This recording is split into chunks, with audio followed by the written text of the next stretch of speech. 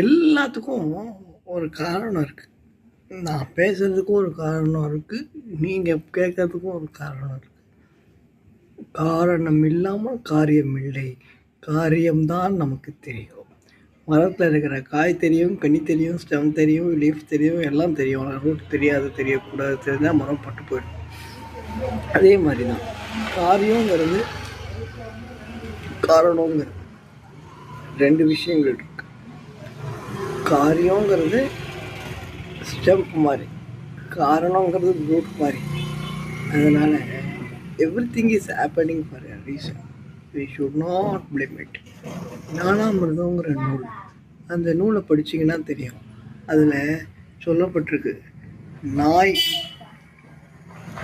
கல் எரிஞ்சவனை பார்த்து தான் குலைக்குமே தவிர இருந்த கல் மேலே குலைக்காது. அதே போல தான் தன்வினை தான் தன்னை சுடும், போட்டப்போ தான் வீட்டு சுடும்.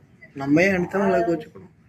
நம்ம வினையினால் இது நடந்தது. சீதாதேவிக்கு நடந்தது, அவள் வினையால் அவள் நடந்தது. அதனால் அடுத்தவங்களை குறித்து பிரயோஜனம் இல்லை. நம்மளை நம்ம பார்த்துட்டு, நம்ம முன்வினைகளை பார்த்துட்டு இது பண்ணோம். ஒரு சிலர் கேட்குறாங்க, முன்வினைன்னா எதுக்கு கடவுள்? நான் செஞ்ச தப்புக்கு எனக்கு தண்டனை உண்டு, நான் செஞ்ச புண்ணியத்துக்கு எனக்கு நல்லது உண்டு, எதுக்கு கடவுள்? ஏன் கடவுள்? அப்படி கேட்குறவங்கள்ட்ட ஒன்று சொல்கிறேன். இப்போது ஒரு கடைக்கு போகிறோம், செட்டியார் கடைக்கு. அதில் அரிசி இருக்கும், பருப்பு இருக்கும், எல்லாம் இருக்கும். நம்ம கொடுக்குற காசுக்கு அவர் கொடுப்பார். ஆனால் நம்ம நேர்மையானவனா, நாணயமானவனாக இருந்தால் டிஸ்கவுண்ட்டும் பண்ணுவார். அந்த மாதிரி டிஸ்கவுண்ட் பண்ணுறதுக்கு தான் கடவுள் இருக்கார். நம்ம டிஸ்கவுண்ட் கேட்கலாம், நம்ம லாயல் கஸ்டமராக இருந்தால் நம்மளோட டெப்ஸை கூட அவர் ரைட் ஆஃப் பண்ணுவார், நம்ம லாயல் கஸ்டமராக இருந்தால். ஆகையினால நம்ம கடவுளுக்கு தெரியும், ஆட்டுக்கு வாழை அளந்து தான் வச்சுருக்காங்க.